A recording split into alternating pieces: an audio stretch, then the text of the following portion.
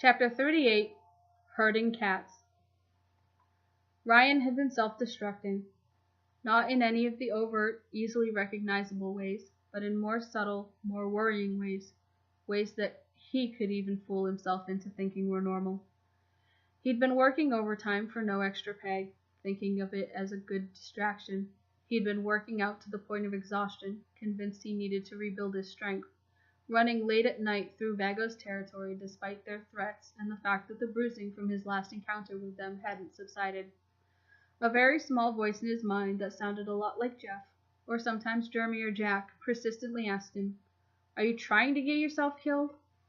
He didn't know how to answer that. So instead, he ran. Running was one of the few things that cleared his head, stopped his thoughts from wandering back to the crew, to the blood, to the fear and the loss of control. Ryan found that more and more he'd been retreating to the quiet corners of his mind, while the world went by around him at a pace he could easily keep up with, but the mundanity of it all was getting to him. His throat was still raw from his encounter with the Vagos, but that had been more than a week ago, and they hadn't shown up since. Well, they hadn't made a move yet, he thought, still vaguely wary. He had initially tried to cover the bruising. He wished he owned a scarf or something, but it didn't take long to realize that people looked. They saw the rope burn, the bruising, and then they turned a blind eye. No one cared, or maybe it was just that nobody wanted to ask, and that in itself spoke volumes. He wasn't sure if he was relieved or disappointed, but at any rate he wasn't entirely surprised. Survival instinct in Los Santos was to keep your head down and mind your own business. The cool night air almost stung to breathe.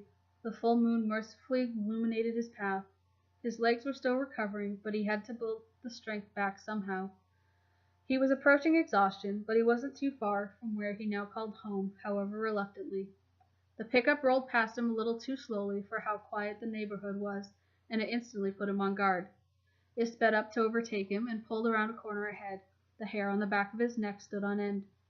Just stop. Turn around. Go another way. They're waiting for you. He couldn't stop. His feet kept pounding the pavement at the same pace, almost robotically, as if the rhythm had hypnotized him. It was like he had no control. It was like watching a video game cutscene after missing a crucial QuickTime event, like watching a car crash unfolding. It was terrifying, but at the same time, he didn't feel afraid, not of the Vagos anyway.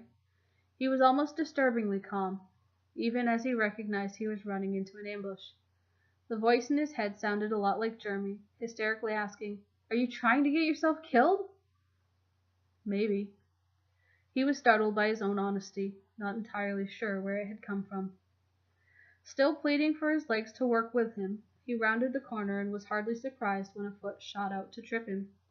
He didn't go down, but rather, probably because he was expecting it, hopped forward and shifted his weight to maintain his balance. He only caught glimpses, but he took in the scene. There were 4 men and one in the pickup parked on the curb a few feet away. Despite his initial panic at his lack of control, he felt comfortable, assured, like he knew what he was doing. Something dark and instinctive had taken over. "You got this." A hand grabbed at his hair and yanked his head back up. His hands instantly shot up in preparation for what was to come. Another pair of hands attempted to wrestle the noose over his head, but he snatched the rope with both hands, refusing to allow it to close. The hand in his hair yanked him back again, throwing him roughly against the stucco wall. He scrambled to regain his footing and pushed off the wall, throwing the man holding his hair off balance as he pulled free. He ducked out of the noose and in one fluid motion spun around and slipped it over the other man's head, cinching it closed and wrapped one arm around the rope to prevent him from pulling away. He looked up and saw the first guy pulling a butterfly knife from his pocket. He yanked on the rope to pull the other man off his feet and sent him hard into the concrete before lunging for the knife, punching the guy in the face with his right hand and wrestling the knife away with his left, paying no mind to the way the blade so easily sliced through the fleshy part of his hand from the way he'd grabbed it. The 4th man standing near the pickup panicked, moving to draw a gun from the small of his back, but Ryan was quicker.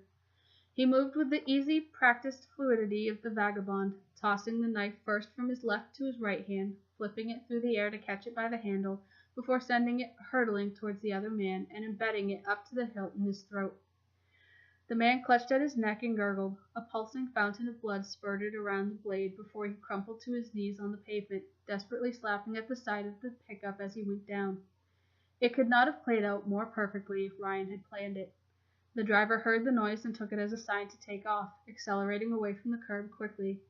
Ryan leapt out of the way as the truck dragged the unfortunate man on the ground behind it, bowling the other man over as he struggled desperately the same way Ryan had only a week earlier. Ryan felt no pity for him. He felt no pity for any of them. He was insulated behind a wall of ruthlessly efficient indifference. He focused solely on completing the task in front of him. He retrieved the knife from the fallen thug's neck, blood spouting from the impromptu tracheotomy he'd just received as he clutched weakly at his throat and collapsed, gasping onto the ground. He wouldn't live long, but that didn't matter to Ryan. The two remaining men were deciding whether to fight or run. The one the furthest from him, who tripped him as he'd rounded the corner, was frozen, like a deer in headlights, as Ryan's steely gaze flickered between the two, settling on the one holding his nose and wiping tears from his eyes. Ryan yanked the man upright by his collar, and without a second thought, he drove the knife into the man's abdomen. Warm blood pulsed out in spurts through his fingers as he dug the knife in and twisted it. An animalistic snarl escaped his lips. He could feel the blood, warm and wet and sticky on his hands, and suddenly he froze up. He looked into the frightened face of the Vagos member, and he could see Jeff's look of shock and pain, the fear and confusion in Jeremy's eyes, and the guilt washed over him like a tsunami, nearly physically knocking him off his feet. He swayed and dropped the knife as if it was red hot, taking a step back as he reminded himself of who and where he was. The fourth man took his chances and made a run for it. Ryan didn't give chase. Instead, he simply headed for his apartment, trying not to think about the blood on his hands. Lindsay arrived to the sounds of muffled cries coming from the bathroom. She wasn't entirely surprised. She had to step over no fewer than 4 bodies just to get into the living room of the penthouse.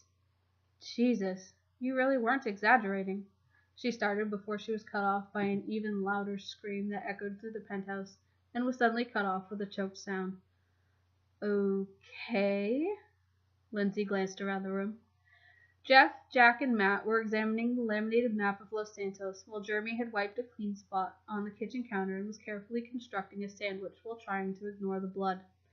It was proving more difficult than it should have, largely because Trevor had taken all the good knives. You've got Trevor doing interrogations? Lindsay asked the room, raising an eyebrow. Jeremy snorted. After the first one, we figured he'd be fine.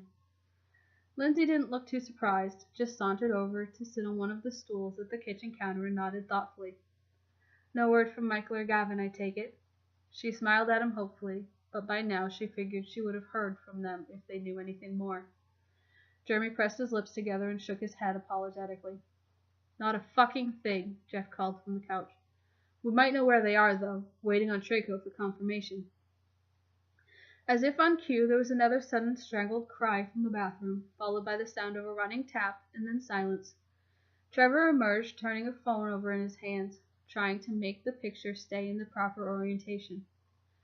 Got it, he announced triumphantly. Independent verification. They're being kept at Carson Self-Storage Shed, Sandy Shores. They have orders to keep them alive until they make contact, which should be 6 a.m. tomorrow.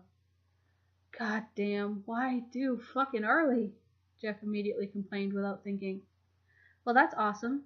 We have some time then, Lindsay said with a grin, sounding way too relaxed for someone whose husband had just been kidnapped. Oh, and you might want to use Jeff's bathroom if you have to go. It's, yeah. Just might not want to go in there, Trevor added, pointing to the bathroom he just came from. It can't be any worse than that time Ryan caught that child molester, Lindsay remarked casually, while all the men in the room collectively cringed. Yeah, I don't know, Trevor warned. Well, now I gotta see. Lindsay pushed past him into the bathroom. Trevor sat on one of the stools at the kitchen counter and pointed to Jeremy's sandwich. Weren't gonna make one for me? Jeremy frowned at him. Didn't think you'd be hungry after. Jesus Christ, Trevor! Lindsay's voice carried up the hallway from the bathroom. Yeah, that. Jeremy jerked a thumb in the direction of the bathroom. Trevor shrugged. Well, it got the job done. I'm still hungry, though. He swapped places with Jeremy in the kitchen and proceeded to make his own sandwich, while Jeremy ate and tried his best not to think about the vivid detail in which he got to experience an actual severed human head. Lindsay returned from the bathroom shaking her head. No wonder we have a bad reputation. I swear, sometimes it's like herding cats with you guys. I told you that when you took the job, Jeff protested.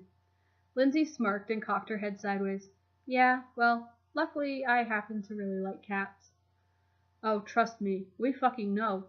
Jeff rolled his eyes and sat heavily back on the couch with a sigh. What shall we do about this, then? You don't seem too worried. Lindsay sat in the armchair and kicked her foot up on her knee, rocking back a little thoughtfully.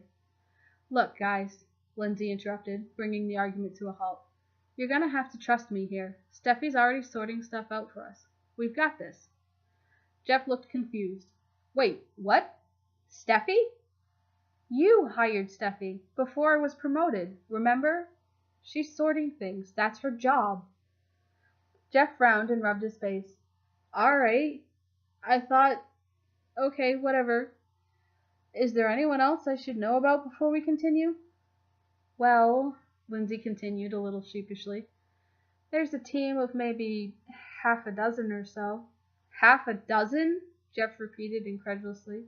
Lindsay nodded, continuing. Or so. Working with Steffi to make sure everything goes smoothly. I mean, why else do you think things have been going mostly according to plan lately?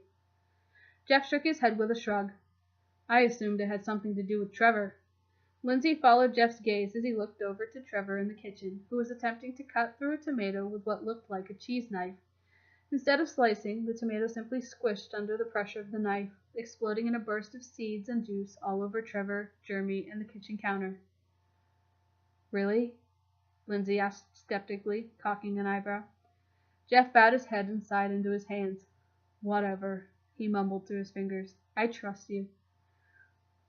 Good, Lindsay affirmed. There's also Andy and Mika, who you're probably going to want to meet. Jeff just nodded, resigning himself to the fact that Lindsay had a much better grasp on the situation and was perfectly capable of dealing with it. They're securing the remaining safe houses now. Jeff looked up. Remaining? I thought they got all of them. Please, Jeff, Lindsay said with a smirk. I like to retain something of an air of mystery about me. Jeff couldn't help but feel proud as he grinned back at her. She was a saint. Does Michael know about this? Jeff asked almost teasingly. Lindsay's face briefly flashed worry at his name. He was still missing after all, even if he was relatively safe, but she quickly regained her composure. I am a professional, and I take confidentiality very seriously. But I mean, we're married, so yeah, of course he knows. She said with a slight smile. Fucking good. Jeff relaxed slightly. That means he's got somewhere to go if they get away, or if by chance they haven't caught up with them yet. Jack seemed worried for Lindsay. Are you okay? You're taking this all very well. I mean, your husband has probably been kidnapped. Lindsay shrugged. Oh no, he's definitely been kidnapped. Jack's brows furrowed. Aren't you worried? I mean, maybe if I didn't know exactly where he was? Huh? Wait, what? Matt suddenly seemed a lot more awake, and everyone was intrigued by her words, leaning in for an explanation. They're telling the truth about Sandy Shores. That's where I tracked them to as well. Lindsay looked down. See, after what happened with Ryan, I might have suggested, and this started as a joke, that we implant a GPS tracking chip in him in case something like that happened again. You've got to be fucking kidding me. Jeff was grinning already. We got a little drunk one night, and we stole some of those pet tracking microchips from the vet. Gotta say, I feel sorry for the pets. Those things hurt like a bitch. She held out her arm, indicating a small white mark on the inside of her bicep. Mid-bite, something clicked in Jeremy's mind. Lindsay! He nearly spat half-chewed sandwich everywhere. Would Ryan have microchipped his cat? Lindsay shrugged. I don't know. Mostly he fosters them. The only one he keeps is Violet, because she hates people. Well, most people. The clinic really struggled to rehome a cranky, one-eyed black cat. He won't admit it, but he loves that damn cat. Jeremy's eyes lit up, and Lindsay's face flashed sudden recognition as she caught up with Jeremy's train of thought. It's a 24-hour clinic in Vinewood. There's a chance he updated the microchip details if he hasn't left the city. She could see he was holding back the urge to just run out of the door. Suddenly, Lindsay was in boss mode, something she seemed to have inherited from Jeff. Take Matt and be careful. Keep us updated. We'll sort things out here. It sounds like we've got some time. Do whatever it takes. If you can find him, bring him home. We'll need him. Jeremy looked hopeful as he grabbed a bag of weapons and ammo Jack and Jeff had obviously been preparing. Mind if I take it? Good luck. Jeff nodded at him as Matt shook his keys in indication he was ready to go. Jeremy's heart was racing as they left the apartment. He just hoped Ryan hadn't given up. The vagabond had saved his life. Was it worth it? A part of him mocked as he locked the door and looked around his near-dilapidated apartment, devoid of life except for his dying plants and antisocial cat sleeping on his tiny second-hand couch. He looked down at his hand, still bleeding slowly from the shallow slice from the knife. He had some gauze and bandage and a crude first aid kit in the bathroom. Just the bare minimum, not like the kits the crew was used to. He meandered to the bathroom to wash and dress the wound, finishing up by wrapping it carefully with a clean bandage. He wandered back out to the main room, grabbing a bottle of Advil and taking a couple of pills with water, preemptively tackling the headache he could feel setting in. He felt like he was just going through the motions. He hadn't yet stopped to properly think about what had just happened. He wasn't sure he was ready to. He took a deep breath and sat down next to the cat on the couch. Tossed carelessly on the floor and half-kicked under the couch was a tangle of rope. Funny, the things you consider essential when your life revolves around crime, he thought grimly to himself. He hadn't had need to use it since leaving the crew, except to fix the gate from swinging off its hinges in particularly windy nights. Despite the sting of the wound, he felt the overwhelming need to do something with his hands. Just keep them busy. It helped, especially when he's stressed or anxious.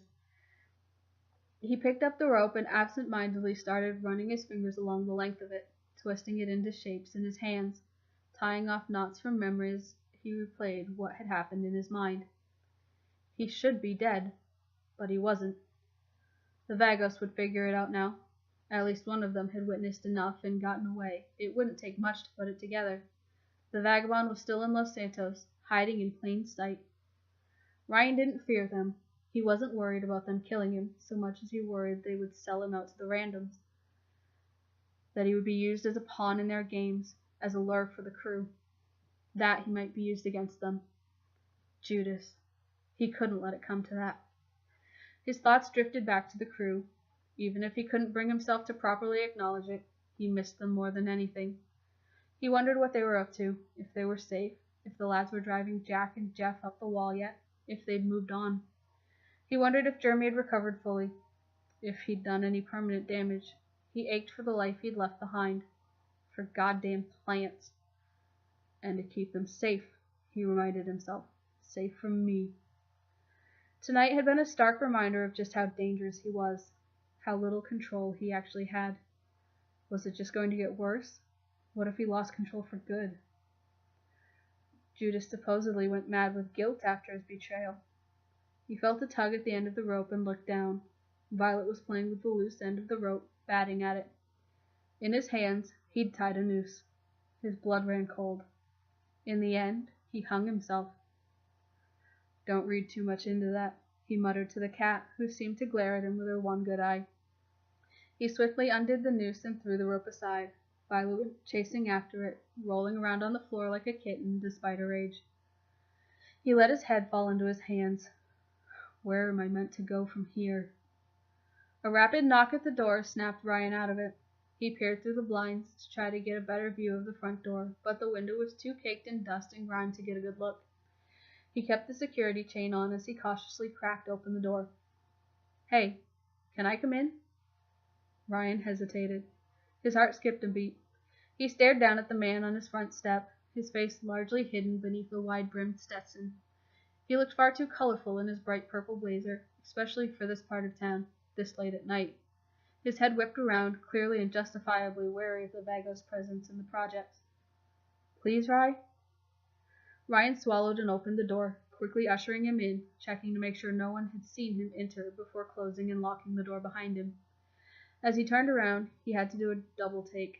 In a moment of complete surprise, all the guilt and anxiety he'd been holding onto were forgotten. Jesus, Jeremy, what have you done to your hair? As manners dictate, Jeremy had removed his hat as soon as he'd entered, and Ryan stared down at a bright shock of bubblegum blue hair. You haven't seen me for nearly 2 months, and that's the first thing you say? Jeremy shook his head. I could ask you the same question, by the way. Ryan ran a hand through his now jet-black hair. He'd dyed it as soon as he left the crew, remembering the comments the randoms had made on the stream about his hair. He hadn't re-dyed it since, however, and dark blonde regrowth had started to creep in at the roots.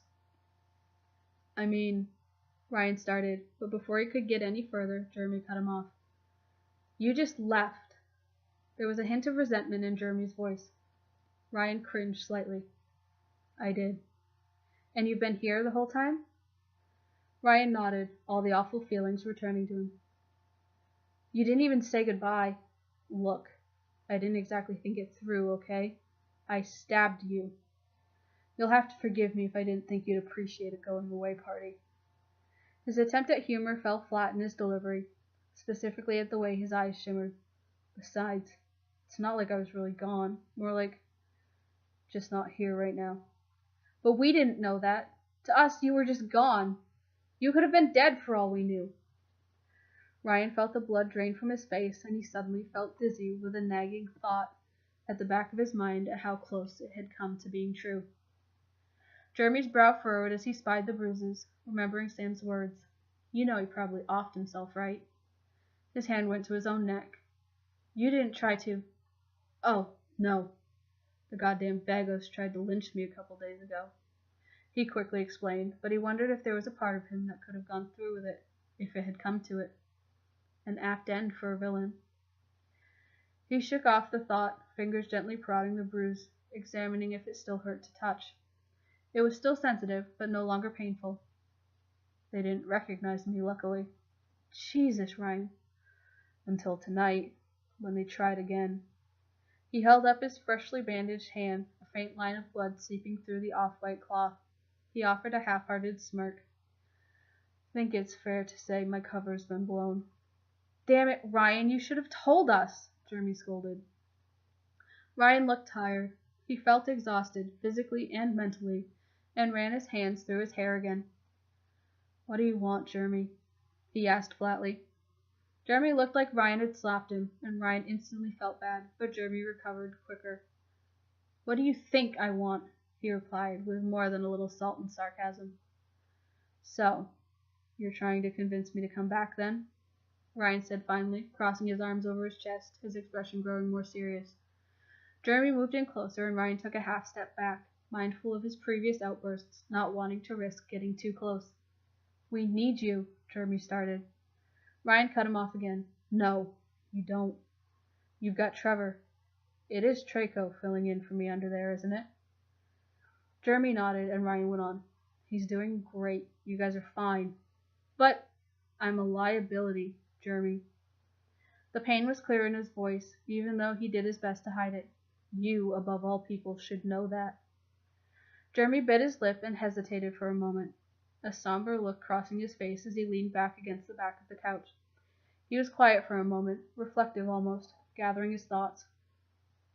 Listen, Ryan, it sounds really corny, but I used to get just starstruck by you guys, by the crew. It doesn't happen anymore, but that feeling comes back sometimes when I'm talking to Jack or Jeff or doing something dumb with Michael and Gavin. But not in a bad way, more just as a reminder of how far I've come. I love what I do, what we do, and really, that's all I want. All I want to be is someone who means something to this crew I love so much. Someone who can make people smile and laugh and sometimes forget things that are upsetting them. He turned his eyes up to meet Ryan's and smiled softly. Ryan smiled back, and just for a moment he did forget. I don't think I'll ever be able to put myself on the same level as the rest of the crew, because I was looking up to you guys before you even knew who I was, and deep down, I'm still looking up to you. It might make me sound like a wimp, but I love you guys, and I would do anything for the crew. He sighed and looked up at Ryan again. It's just not the same without you. For you to have walked away from that because you were worried about hurting us? He shook his head. I can't accept it. You're not like him, Ryan. You're nothing like him. I know you. You would never knowingly do anything to risk the crew. You know that. And whatever it is you're going through, you don't have to do it alone. Ryan caught a lump in his throat and swallowed hard before he spoke. I feel like there's no fixing this. His eyes were dark, tinted with that dangerous edge. His hands clenched into fists as if he was physically trying to contain whatever dark energy was building up inside him. Despite his own instincts screaming at him that Ryan might lash out at any moment, Jeremy stepped forward. Ryan stepped back. Ryan! Jeremy closed the distance again, putting a hand on his shoulder to stop him from backing away. Look, man, some things can't be fixed. Some things can only be carried. You don't get it, Jeremy. I can't come back from this. Yeah, you can, Ryan. We're asking you to come back. I'm asking you. For a split second, Ryan looked shattered, like his barriers were down and Jeremy could see pain, but just as quickly, the cold edge was back. Why? Jeremy looked down, almost abashed. You believed in me, he said quietly, when no one else did. He smiled and looked back up at Ryan. We're battle buddies, remember? Shit happens, we get hurt, we pick each other up, and we keep fighting. The faintest trace of a smile pulled at Ryan's lips. It wasn't lost on Jeremy, who couldn't contain his own grin. I want my battle buddy back, and I know you want to keep fighting. All this time, Jeff's words had stuck with him, like a mantra, keeping him going. Fight it, because you deserve to fucking win. Ryan nodded. Well, yeah. Jeremy smiled wide and let out a whistled breath. Good, because we kinda need you to start straight away. Ryan was immediately skeptical. And why might that be? A very guilty expression fell over Jeremy's face. There might have been... Look, some things happened while you were gone. I saw the video, if that's what you mean. Jeremy nodded. That's a start, yeah. So, that might have been misconstrued as something of a challenge. No shit, Ryan added unhelpfully. Have you been watching the news? Ryan looked away. Not really. In fact, he'd been actively avoiding it. He couldn't bring himself to deal with seeing reports of the fake AH crew. Yeah, okay. Well, all of our safe houses were burned down. What? Why didn't you start with that? I wanted you to come back because you wanted to, not because you felt like you had to, Jeremy started in his defense. And I've been thinking about what I was going to say to you for weeks. I mean, I wasn't just going to let that go to waste. Damn it, Jeremy. Ryan shook his head disapprovingly. Jeremy took a deep breath and his eyebrows furrowed. Also, they have Michael and Gavin. Fuck. Ryan blanched as the thought of them getting their hands on the lads filled him with dread and memories of his own suffering at their hands. The feeling was short-lived, replaced by rage and a burning desire for revenge, for a chance to get his own back. He was silent for a long moment as he processed the information. After your hellish rebuke on those assholes, I thought nobody would be keen to touch you. Jeremy smirked. After what we did to the ones who tried, they should have known better. And Trevor?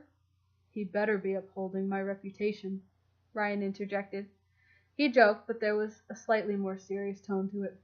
Jeremy nodded vehemently. Yep, he is. Definitely, yep.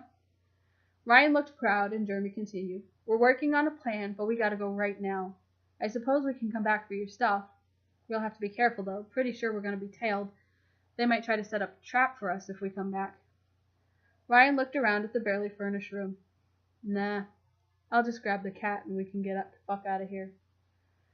Jeremy looked around as well. What about your plants? You don't want to take them? Ryan scoffed. Why the fuck would I want a dozen nearly dead cacti? Jeremy gave him a curious look, but shrugged. I don't know. I just assumed they meant something. Oh, hell no. I'll be happy if I never see anything in this place again. Shall we? Jeremy nodded. Let's get the fuck out of here. How the hell did you manage to find me anyway? Ryan asked as they sped along Carson Ave toward the recently secured safe house Lindsay had directed them to. Actually, Jeremy explained, I remembered your cat. My cat? Ryan looked down at Violet, curled in his lap. It took a moment for him to figure out what he could possibly have been talking about. Yeah, Jeremy grinned. Man, do you have some loyal vets. Took forever to get them to give us the microchip data for your damn cat. To be honest, I was a little surprised you updated the address. They thought we were after it to hurt you. Took some serious effort to convince them otherwise.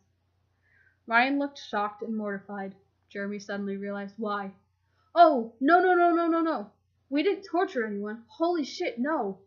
We just talked to them. Jesus, no, they're fine. Jeremy laughed uneasily. Ryan looked relieved, mirroring Jeremy's uneasy laugh. Actually, the lady vet, the blonde one, she was pretty awesome. Proof you don't need to be tall to be intimidating. She scared the hell out of Matt a couple of times when she thought we were criminals. You are criminals, you realize. Ryan interrupted with a grin. He knew exactly who Jeremy was talking about. Well, anyway, she's pretty cute, too. Might even be into you. Jeremy playfully nudged him with his elbow. Maybe you should ask her out sometime. Ryan chuckled, a tinge of red coloring his cheeks. I'm fairly certain her and I exist on different planes of reality, hers being a significant way above mine. She's an impressive woman. She probably has some neurosurgeon boyfriend, too. Jeremy shrugged. Still, worth a shot. I mean, I'd date you. Well, good to know. I have an option for the inevitable rebound, then. Ryan shook his head as he stumbled over the word inevitable and chuckled again. Although, we definitely need to talk about the hair. Jeremy grinned wide. You should have seen it when it was green.